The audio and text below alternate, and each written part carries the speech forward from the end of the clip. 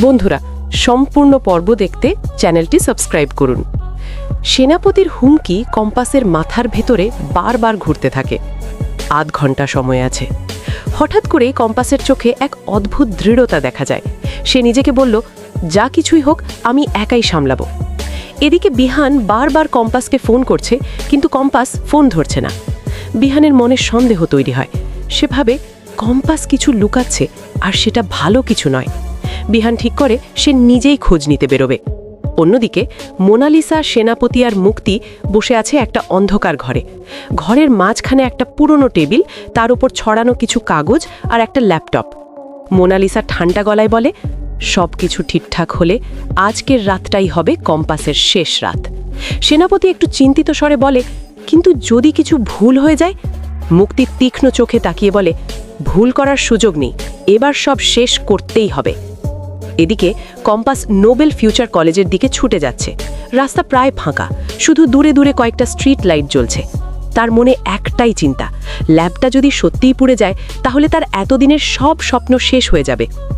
কলেজে পৌঁছেই কম্পাস অবাক হয়ে যায়। বাইরে থেকে কিছুই বোঝা যাচ্ছে না, কোথাও আগুনের চিহ্ন নেই, কিন্তু ভেতরে ঢুকতেই সে ধোঁয়ার গন্ধ পায়। ধীরে ধীরে ল্যাবের দিকে এগোতে থাকে। হঠাৎ করেই দরজা বন্ধ হয়ে যায়। কম্পাস চমকে ওঠে। ঠিক তখনই অন্ধকারের মধ্যে থেকে একটা আওয়াজ আসে, স্বাগতম কম্পাস ভৌমিক।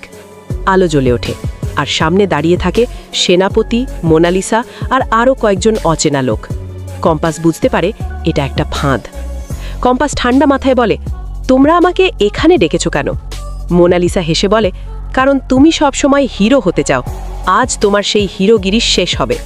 সেনাপতি বলে, এই ল্যাব, এই কলেজ সব কিছুই আজ শেষ হয়ে যাবে, আর তার সঙ্গে তুমিও। কম্পাস চারপাশে তাকিয়ে বুঝতে পারে ল্যাবের বিভিন্ন জায়গায় বিস্ফোরক লাগানো হয়েছে। সে ধীরে ধীরে সময় নষ্ট করতে থাকে, যেন কিছু একটা প্ল্যান করতে পারে। সে বলে, তোমরা কি ভেবেছো আমাকে মেরে ফেললে সব সমস্যার সমাধান হয়ে যাবে?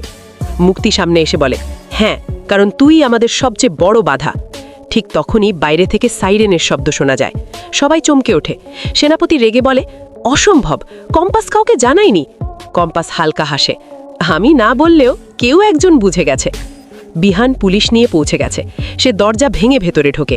চারপাশে হুলস্থুল পড়ে যায়। সেনাপতির লোকজন পালানোর চেষ্টা করে। মোনালিসা কম্পাসের দিকে এগিয়ে এসে বলে, এটা শেষ হয়নি। কিন্তু ঠিক তখনই পুলিশ তাকে ধরে ফেলে। এদিকে সেনাপতি একটা সুইচ চাপতে যায়, যেন বিস্ফোরণ ঘটাতে পারে। কম্পাস দৌড়ে গিয়ে তাকে থামায়। দুজনের মধ্যে ধস্তাধস্তি শুরু হয়। শেষ মুহূর্তে কম্পাস সেনাপতির হাত থেকে ডিভাইসটা ছিনিয়ে নিয়ে বন্ধ করে দেয়। সব কিছু থেমে যায়। পুলিশ সবাইকে গ্রেফতার করে নিয়ে যায়। মুক্তি শেষবারের মতো কম্পাসের দিকে তাকিয়ে বলে, তুই জিতলি ভাবিস না, এই গল্প এখানেই শেষ না। কম্পাস চুপচাপ দাঁড়িয়ে থাকে।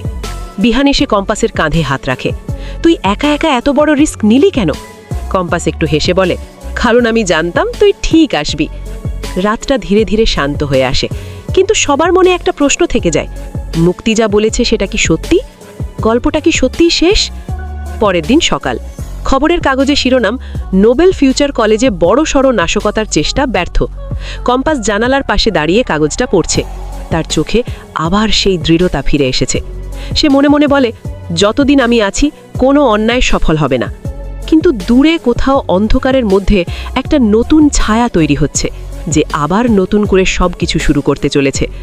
গল্প এখানেই শেষ নয়, বরং এখান থেকেই শুরু আরও বড় এক লড়াই।